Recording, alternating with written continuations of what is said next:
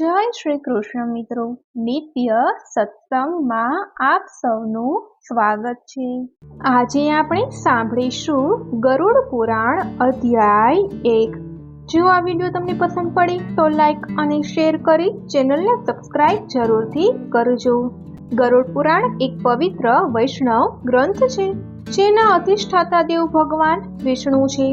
આ પુરાણમાં મૃત્યુનું સ્વરૂપ, મરણાસન્ન વ્યક્તિની અવસ્થા અને એના કલ્યાણ માટે અંતિમ સમયે કરવાના કાર્યો તથા વિવિધ પ્રકારના દાનો જણાવેલ છે।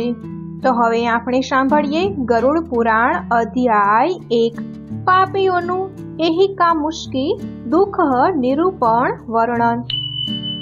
વેદ વ્યાસજી ગરુડ પુરાણની રચના પૂર્વ ગ્રંથની નિર્વિઘ્ન સમાપ્તિ માટે મંગલાચરણમાં ભગવાન શ્રી હરિને વૃક્ષરૂપી કહીને સ્તુતિ કરી છે। શ્રી ભગવાન વિષ્ણુ રૂપી વૃક્ષ સર્વશ્રેષ્ઠ છે। ભગવાન રૂપી વૃક્ષના ધર્મ સ્વરૂપ દ્રઢ મૂળ છે। વેદ એની શાખાઓ છે, જેનાથી તે વધુ દ્રઢ બંધાય છે। પવન આદિ કોઈ પણ શક્તિ તેને હટાવી શકતા નથી। વેદ આ વૃક્ષનું થડ છે। પુરાણ શાખાઓ અને જ્ઞાન, તપ, દ્રવ્યમય, અજ્ઞાદિ એવા પુષ્પો છે। આવા શ્રીહરિ રૂપી વૃક્ષના આશ્રિત જીવોને મોક્ષરૂપી ફળ પ્રાપ્ત થાય છે। પ્રાચીન સમયની વાત છે।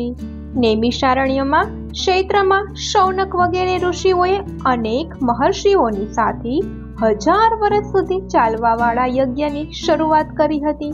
આ યજ્ઞ કરવાથી એમની સૌને મોક્ષ મળે અને સ્વર્ગની પ્રાપ્તિ થઈ શકે। એવામાં અચાનક જ સૂતજી ત્યાં આવ્યા। ત્યારે સર્વ ઋષિઓ હર્ષ વિભોર બની ગયા અને તેમનો ખૂબ જ આદર સત્કાર કર્યો। હર્ષિત થવાનું એક વિશેષ કારણ હતું। સૂતજી પૌરાણિક કથાઓ કહેવામાં સિદ્ધહસ્ત હતા અને તેમણે અલગ અલગ રૂપોથી અનુભવ પણ પ્રાપ્ત કર્યો હતો। આ બાબત સૌ ઋષિઓને જાણ હતી। આથી તેમણે સૂતજીને કહ્યું, તમે અમને આ સૃષ્ટિ, ભગવાન, યમલોક તથા અન્ય શુભાશુભ કર્મોના સંયોગોમાં મનુષ્ય કયા રૂપને પ્રાપ્ત કરે છે તે બતાવવાની અમારા પર કૃપા દ્રષ્ટિ કરો। સૂતજી બોલ્યા, આ સૃષ્ટિના કર્તા નારાયણ વિષ્ણુ છે। તે જ નારાયણ વિષ્ણુ જળમાં રહેવાને કારણે નારાયણ છે। લક્ષ્મીના સ્વામી છે અને એમણે અનેક અવતાર ધારણ કરીને પૃથ્વી પરના અધર્મનો નાશ કર્યો છે અને પૃથ્વીના ભારને ઓછું કર્યું છે। આ રીતે પૃથ્વીની રક્ષા કરી છે। એમણે રામનો અવતાર ધારણ કરીને લંકાના રાજા રાવણને, મહાઅભિમાની રાક્ષસ હતો, તેનો વધ કરીને ઋષિ મુનિ અને દેવોને તેના ત્રાસમાંથી મુક્ત કર્યા। એમણે નૃસિંહ અવતાર ધારણ કરીને પ્રહલાદ, જે પોતાનો ખાસ પ્યારો ભક્ત હતો, તેનો ઉદ્ધાર કર્યો। સાથે સાથે હિરણ્યકશિપુ, જે ભયાનક દૈત્ય હતો, મહાપાપી હતો, તેનો વધ કરીને ઋષિ મુનિઓ તથા દેવગણોનો પણ ઉદ્ધાર કર્યો। ભગવાનના હાથે દૈત્યોનો વધ થવાથી તેણે પણ મોક્ષની પ્રાપ્તિ થઈ। આ જ ભગવાન વિષ્ણુ સૃષ્ટિના આદિ કરતા, પાલક અને રુદ્રના રૂપમાં સંહાર કરવા વાળા છે। ભગવાન વિષ્ણુ એ જ વરાહનું રૂપ ધારણ કરીને પૃથ્વીનો ઉદ્ધાર કર્યો હતો। ભગવાન વિષ્ણુનો જ અંશ વેદ વ્યાસજી છે અને વેદ વ્યાસજીએ જ પુરાણોની સૃષ્ટિ કરી છે। એક દિવસ ભોળા શંભુ ધ્યાનમાં મગ્ન બનીને બેઠા હતા। ત્યાં અચાનક જ પાર્વતીજી આવ્યા। તેમને પોતાના નાથને ધ્યાનસ્થ થઈ ગયેલા જોઈને નવાઈ લાગી। આથી પાર્વતીજીએ ભોળા શંભુને પૂછ્યું, તમે તો ખુદ ભગવાન છો, સૃષ્ટિના કરતા, પાલક અને સંહારક છો, છતાં પણ તમે કોનું ધ્યાન કરતા રહો છો? તમારાથી મોટું કોણ છે જેનું તમે ધ્યાન ધરી રહ્યા છો? પાર્વતીજીથી આવો સવાલ સાંભળીને ભોળાનાથે કહ્યું, હું આદિદેવ ઋષિઓનું ધ્યાન કરું છું। વિષ્ણુ જ પરમ અને મહાન છે।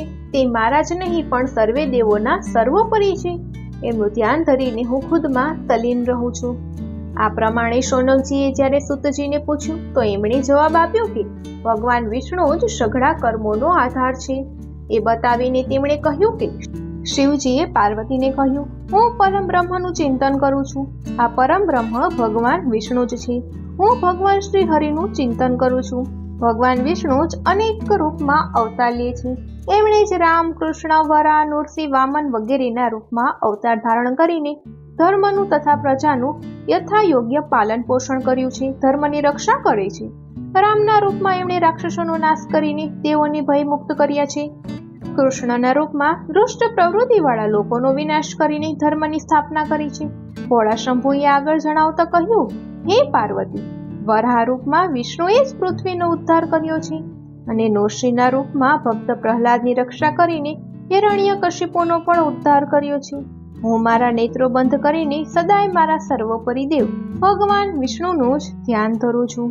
આ રીતે ભગવાન વિષ્ણુનો મહિમા સાંભળીને ઋષિઓની ઉત્કૃષ્ટતા અન્ય વિષયોમાં જાગૃત થઈ ગઈ. ઋષિઓએ સૂતજીને પૂછ્યું, હે ભગવાન, તમે ભગવાન શ્રી હરિના મહત્વને સ્થાપિત કરીને જે પણ કંઈ કહ્યું તે ભય મુક્ત કરવા વાળું છે, પરંતુ તમે સંસારના દુઃખ અને કષ્ટોને નષ્ટ કરવા વાળા ઉપાય બતાવો. તમે આ લોક અને પરલોકના કષ્ટોનું વર્ણન કરવામાં અતિ જ્ઞાનવાન અને જાણકાર છો. અમને બતાવો કે યમરાજનો માર્ગ કેવો હોય છે અને ત્યાં મનુષ્યોને કેવી રીતે યાતનાઓ મળે છે અને ત્યાં માનવ જીવને કેવા દુઃખો સહન કરવા પડે છે. ઋષિઓનો આવો ધર્મથી ભરપૂર સવાલ સાંભળીને સૂતજી અતિ હર્ષિત થયા અને બોલ્યા, હે ઋષિઓ, જે વૃત્તાંત ભગવાન શ્રી હરિએ ગરુડજીના પૂછવા પર એમને બતાવ્યું હતું એ હું તમને કહીને સંભળાવું છું. યમનો માર્ગ અતિશય યાતનાઓ વાળો અને દુર્ગમ માર્ગ છે, છતાં પણ હું તમારા લોકોના કલ્યાણ માટે એનું વર્ણન કરું છું. ગરુડજીએ સૌથી પહેલા ભગવાન શ્રી હરિને પૂછ્યું હતું કે પ્રભુ, તમારું નામ લેવું તો સાવ સાદું અને સરળ છે, છતાં પણ મનુષ્ય તમારી ભક્તિથી વંચિત રહીને નરકમાં પહોંચે છે. તમારી ભક્તિના અનેક માર્ગ છે, એમની અનેક ગતિઓ છે અને તમે સૌએ મને બતાવ્યું હતું, પરંતુ આ સમયે હું એ જાણવા ઈચ્છું છું કે જે વ્યક્તિ તમારી ભક્તિથી વિમુખ થઈ જાય છે અને તેમને દુર્ગમ માર્ગ મળે છે, પરંતુ આ માર્ગ તેમને કેવી રીતે મળે છે અને એની મુશ્કેલીઓ શું છે? હે પ્રભુ, આ માર્ગમાં પ્રાણીઓની અતિશય દુર્ગતિ થાય છે અને જે રૂપમાં તેઓ નરકગામી બને છે તે તમે મને વિસ્તારથી બતાવીને કૃપા કરો. ગરુડની વિનયથી ભરપૂર પ્રાર્થના સાંભળીને ભગવાન શ્રી હરિ મંદ મંદ હસતા બોલ્યા, હે ગરુડ, તમારા પૂછવા પર હું યમ માર્ગનું વર્ણન કરું છું, કેમ કે આ માર્ગથી થઈને જ પાપી જીવ યમલોકમાં જાય છે. આ વર્ણન અતિશય ભયંકર અને કારમું દુઃખદાયક છે. જે પોતાના સન્માતિત માનીને ઉગ્ર રહી છે અને ધન તથા મર્યાદાના ગર્વથી યુક્ત છે તથા રાક્ષસી ભાવને પ્રાપ્ત થઈને દેવી શક્તિરૂપી સંપત્તિથી હીન હોય છે, જે કામ તથા ભોગમાં લીન રહે છે, એને બીજું કંઈ કામ સૂઝતું નથી, બસ તેની નજરે કામ જ દેખાય છે. જેમનું મન મોહ માયામાં ફસાયેલું છે તેઓ અપવિત્ર નરકમાં પડે છે. પરાઈ સ્ત્રીઓ અને પરાયા ધનનું હરણ કરવા માટે અનેક પ્રકારના ઉપાયો વિચારે છે. સ્ત્રી, પુરુષ, પુત્ર, કલત્ર આદિની મોહમાયામાં પડ્યા રહે છે. કામ ભોગ સિવાય બીજું કંઈ જેમને સૂચતું નથી એવા પાપાત્મા અપવિત્ર નરકમાં પડે છે. જે પુરુષ જ્ઞાનવાન થઈને સદાય દુષ્કર્મોથી બચતો રહે છે તે પરમ ગતિને પ્રાપ્ત થઈ મોક્ષ મેળવે છે. પાપાત્મા આત્મા લોકોમાં અનેક ભયાનક યાતનાઓ અને દુઃખો ભોગવે છે અને અંતમાં યમ યાતના ભોગવે છે. પાપી આત્માનો આ લોકમાં જે પ્રકારના દુઃખો પ્રાપ્ત થાય છે, હે ગરુડ, તેને તમે ધ્યાનથી સાંભળો. પછી દુઃખ ભોગવીને જ્યારે મૃત્યુ પ્રાપ્ત કરીને જે પ્રકારે યમ યાતના મેળવે છે તે પણ હું તમને કહું છું. મનુષ્ય સંસારમાં જન્મ ધારણ કરીને પોતાના પૂર્વજન્મના સંચિત કરેલા પુણ્ય અને પાપને લીધે સારા અને ખોટા ફળ ભોગવે છે. વૃદ્ધાવસ્થામાં શેષ અશુભ કર્મના ફળરૂપે શરીરમાં કોઈ ભયાનક વ્યાધિ થાય છે, યા તો હાથ પગ ભાંગવાથી અપંગ બને છે, કાં તો પુત્ર દ્વારા હેરાન પરેશાન થઈને ભયાનક યાતના ભોગવે છે. અંતે મરણના ભય અને આપત્તિને કારણે તે હતાશ નિરાશ રહે છે. તેના મુખ પરનું હાસ્ય સદાય ને માટે ગાયબ થઈ જાય છે, છતાં પણ તે જીવવાની આશા રાખે છે. યુવા અવસ્થામાં જેઓનું પોષણ કર્યું છે એવા પુત્ર પત્નીથી આ પુત્રીથી શોષણ થવા છતાં પણ તેને વૈરાગ આવતો નથી. ત્યાં જ બળવાન જબરજસ્ત સાપની જેમ કાળ અચાનક જ એનામાંથી આવીને ડોકાય છે.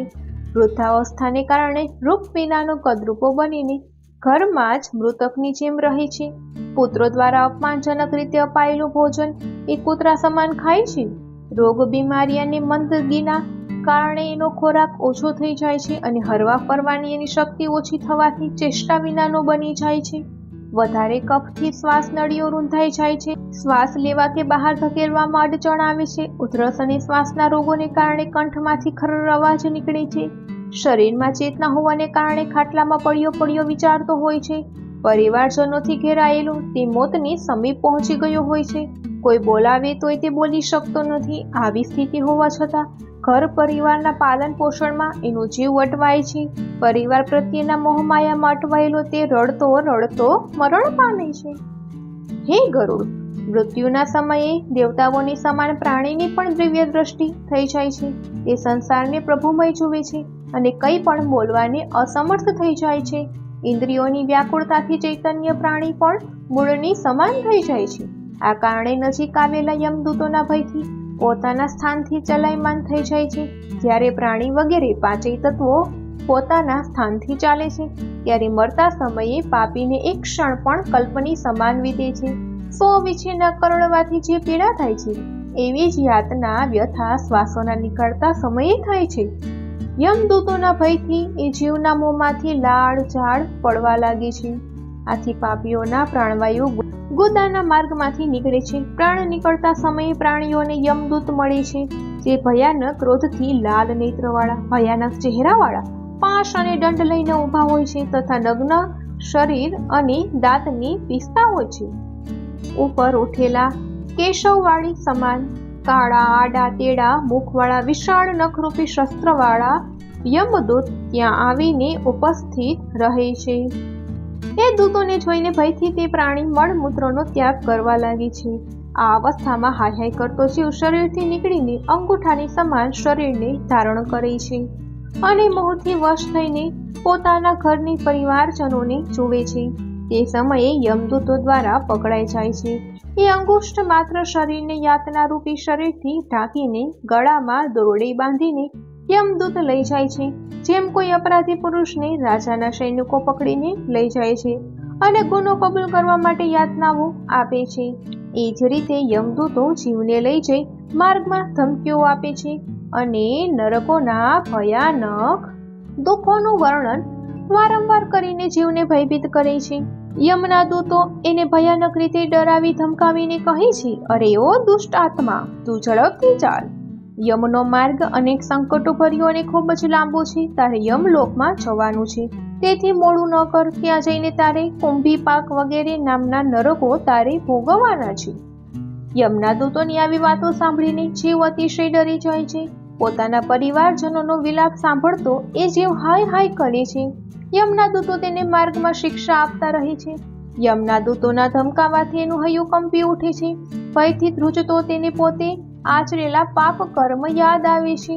યમ માર્ગમાં પાપી જીવને અનેક પ્રકારની યાતનાઓ આપવામાં આવે છે. ભયાનક કૂતરાઓ કરડવામાં આવે છે. જ્યારે માર્ગમાં ભૂખ અને તરસથી પીડિત થાય છે, સૂર્યના તેજ હવાની પ્રબળતાથી તપી ગયેલી રેતીમાં ચાલવું પડે છે. છાંયણો અને વિશ્રામ રહિત માર્ગમાં ચાલવાથી અસમર્થ થઈ જાય છે. ત્યારે એ જીવને ચાબુકથી મારીને યમદૂત ઘસેડે છે. એવા મુશ્કેલ માર્ગમાં ચાલવાથી એ થાકીને પડી જાય છે, મૂર્છિત થાય છે તથા ફરી ઉઠે છે.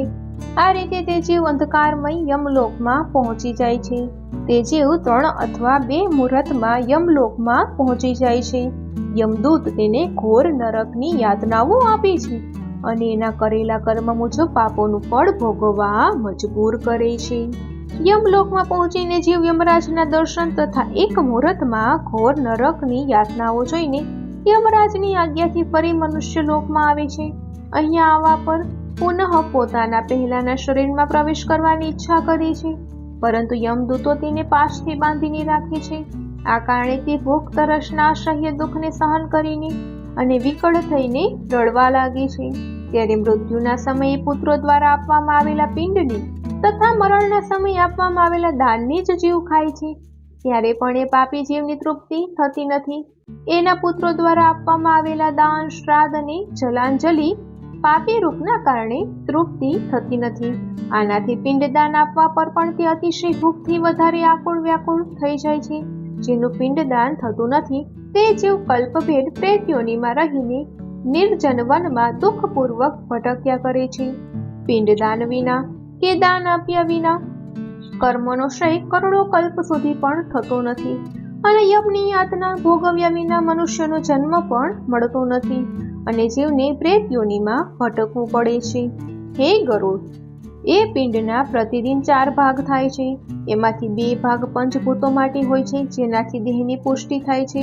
ત્રીજો ભાગ યમદૂતોને મળે છે અને ચોથો ભાગ એ પ્રેતને ખાવા મળે છે. આ રીતે પ્રેતને 9 દિવસ સુધી પિંડદાન ખાવા મળે છે. 10મા દિવસે પિંડદાનથી પ્રેતનું શરીર નિર્મિત થાય છે અને ચાલવામાં સામર્થ્ય પ્રાપ્ત કરે છે. હે પક્ષીઓમાં શ્રેષ્ઠ ગરુડ, પૂર્વ શરીર અગ્નિમાં બળી ગયા બાદ પુત્રો દ્વારા આપવામાં આવેલા પિંડોથી એ જીવને નવો દેહ મળે છે. એ જીવ 1 હાથ જેટલું નાનકડું શરીર મેળવીને યમ માર્ગમાં પોતાના શુભ અશુભ કર્મોને ભોગવે છે. હવે હું 10 દિવસના આપવામાં આવેલા પિંડથી જે પ્રકારે શરીર બને છે એનું વર્ણન કરું છું. હે ગરુડ, તું ધ્યાનથી સાંભળજે. પ્રથમ દિવસના પિંડથી માથું, બીજા દિવસના પિંડથી ગરદન અને ખંભો, ત્રીજા દિવસના પિંડથી હૃદય બને છે, ચોથા દિવસના પિંડથી પીઠ, 5મા દિવસના પિંડથી નાભી ઉત્પન્ન થાય છે અને 6ઠા દિવસના પિંડથી કમર, ગુદા, લિંગ, યોનિ અને માંસપિંડ વગેરે બને છે. 7મા દિવસના પિંડથી હાડકાં તૈયાર થાય છે. 8મા તથા 9મા દિવસના પિંડદાનથી જાંઘો તથા પગ બને છે. 10મા દિવસના પિંડથી એ શરીરમાં ભૂખ અને તરસ ઊભી થાય છે. પિંડથી પેદા થયેલા શરીરનો આશ્રય લઈ ભૂખ તરસથી તડપતો પ્રેત 11મા અને 12મા દિવસે શ્રાદ્ધમાં આપેલું ભોજન કરે છે. 13મા દિવસે યમદૂતના પાશમાં બંધાયેલો એ જીવ બંધાયેલા વાંદરાની જેમ યમલોકમાં જાય છે. હે ગરુડ, વૈતરણીને છોડીને ફક્ત યમલોક 86,000 યોજન વિસ્તારમાં ફેલાયેલું છે. હવે આ જીવને દરરોજનું એટલે કે 24 કલાકમાં 247 યોજન યમદૂતોની સાથે સતત ચાલવું પડે છે. ચાલવાવાળા માર્ગમાં 16 નગરો આવે છે, જેને પસાર કર્યા પછી જ ધર્મરાજના નગરમાં એ જીવ પહોંચે છે. એ નગરોના નામ સૌમ્યપુર, સૌરીપુર, નગેન્દ્ર ભવન, ગંધર્વ, શેલાગામ, કોંચ, કરપુર, વિચિત્ર ભવન, દુઃખદ, જ્ઞાનાકંદપુર, સુપત્ર ભવન, રૌદ્રનગર, પર્યાવર્ષણ, સીતાદય, ધર્મપુર અને 16મું નગર યમપુરી છે. યમના પાશમાં બંધાયેલો એ પાપી જીવ માર્ગમાં રોતો કકડતો પોતાના ઘરને છોડીને યમલોકમાં જાય છે. યમલોકમાં જવાવાળો પાપી જીવ અનેક ભયાનક યાતનાઓ અને કષ્ટો સહન કરતો પીડિત થતો રહે છે. તેની પીડાનો અંત આવતો જ નથી. તે પોતાના કર્મોના વિષયમાં ચિંતા કરતો અનેક જાતના ભયાનક દુઃખ પારાવાર કષ્ટો ભોગવે છે. આમ છતાં પણ જો તે ફરીથી જન્મ પ્રાપ્ત કરે છે ત્યારે એ જ પ્રકારે ભગવાનને ભૂલીને સારા નશા કર્મો કર્યા જ કરે છે. તો મિત્રો, તમારા માતા, પિતા, પુત્ર, પુત્રી કે પત્ની, સ્નેહીજન મરણ પામે ત્યારે તમારે યથાશક્તિ દાન તથા પિંડદાન 12 દિવસ સુધી અવશ્ય કરવું જોઈએ. નહીંતર તમારા એ આપદજન મોક્ષ પામશે નહીં અને પ્રેત યોનિમાં હજારો કલ્પો સુધી પ્રેત બનીને ભટકતા ફરશે, અનેક યાતનાઓ ભોગવશે. માટે આપદજનોનો ઉદ્ધાર કરવા માટે પિંડદાન, શ્રાદ્ધ અને દાન અવશ્ય કરવું જ.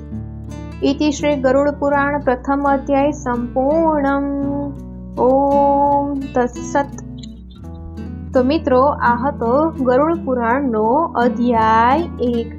જો આ માહિતી તમને પસંદ પડી હોય તો વિડીયોને લાઈક અને શેર કરી ચેનલને સબસ્ક્રાઇબ જરૂરથી કરજો. જય શ્રી કૃષ્ણ.